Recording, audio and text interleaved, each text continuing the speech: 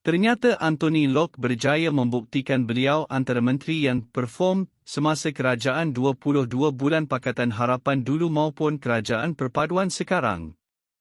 Cara beliau bekerja, cara menangani isu dan masalah cukup meyakinkan rakyat. Sehari dua ini beliau berjaya menunjukkan komitmen dan kesungguhan beliau menyelesaikan tambang kapal terbang dan isu penumpang terkandas.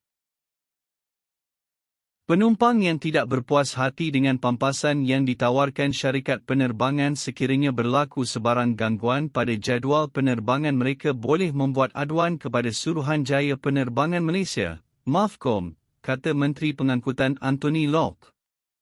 Bercakap kepada pemberita selepas melancarkan promosi Tahun Baru Cina Tambang Tetap Air Asia di Ibu Pejabat Rednya, Locke berkata dia tidak pasti sama ada bayaran balik tunai adalah sebahagian daripada pampasan yang ditawarkan oleh pengendali penerbangan.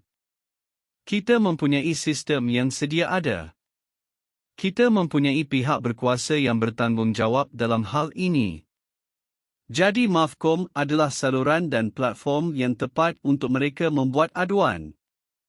Pejabat menteri bukan biro aduan.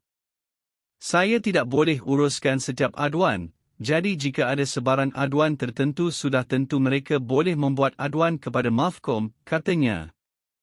Dia berkata demikian ketika diminta mengulas mengenai penumpang yang tidak berpuas hati dengan mekanisme pampasan sedia ada, termasuk oleh Air Asia, yang tidak menawarkan pilihan tunai untuk penerbangan yang dibatalkan dan tuntutan yang tidak diselesaikan sejak lebih 2 tahun lalu disebabkan penutupan sempadan COVID-19.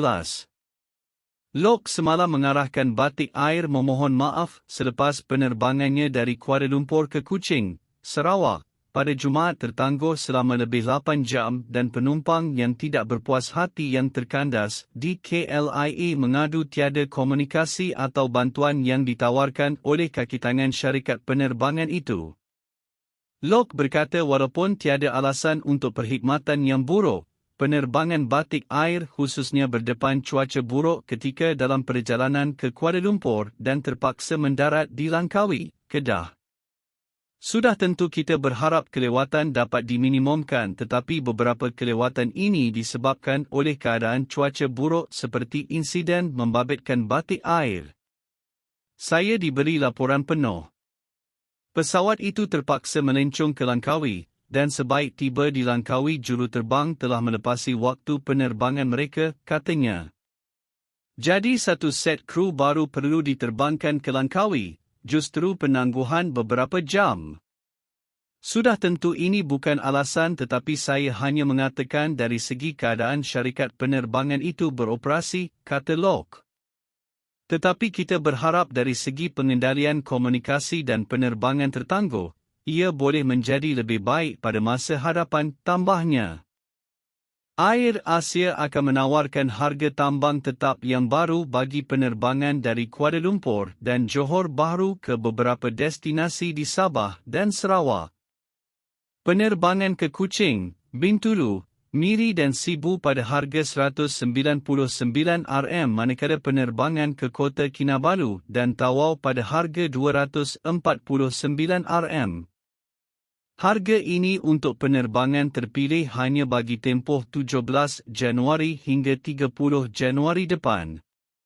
Menteri Pengangkutan Anthony Locke dalam melancarkan promosi di Ibu Pejabat Redque AirAsia hari ini berkata ia adalah sebahagian daripada janji pilihan raya kepada penduduk Malaysia Timur untuk menyediakan tambang penerbangan yang lebih murah jika sekali lagi jika dipilih dan dilantik ke jawatan yang sama yang pertama kali disandangnya 4 tahun lalu.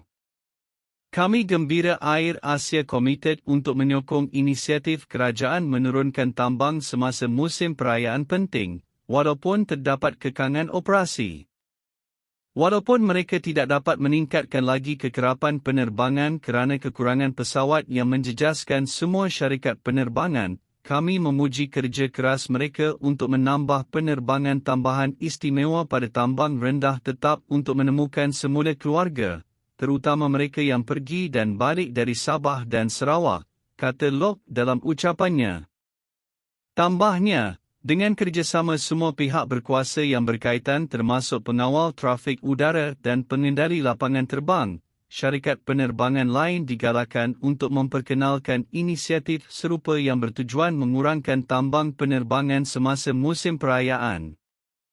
Sementara itu, Ketua Pegawai Eksekutif Kumpulan AirAsia Aviation Group Limited Boh Lingam berkata walaupun terdapat kekangan keuangan dan operasi, syarikat penerbangan itu komited untuk menyatukan semula rakyat Malaysia untuk sambutan Tahun Baharu Cina akan datang.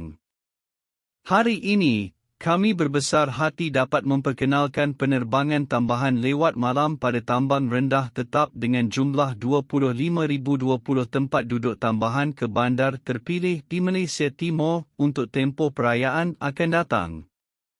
Ini tidak akan dapat dicapai tanpa dedikasi bersama daripada all-stars kami yang akan bekerja sepanjang masa untuk melayani tetamu kami dalam tempoh sibuk ini, serta kerajaan atas bantuan mereka dalam mendapatkan kelulusan untuk penerbangan tambahan lewat malam, kata Boh.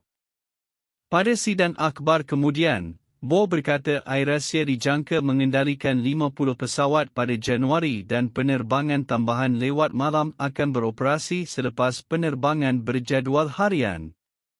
Sebagai tambahan kepada 52 penerbangan tambahan pada tambang rendah tetap, AirAsia juga mengendalikan 274 penerbangan mingguan pada tambang biasa ke destinasi yang sama.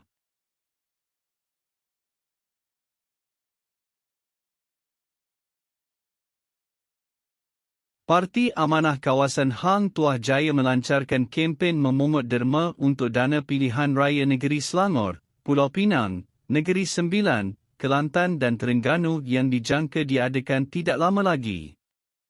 Sudilah kiranya menghulurkan derma untuk kami membantu kempen di ke-66 negeri tersebut.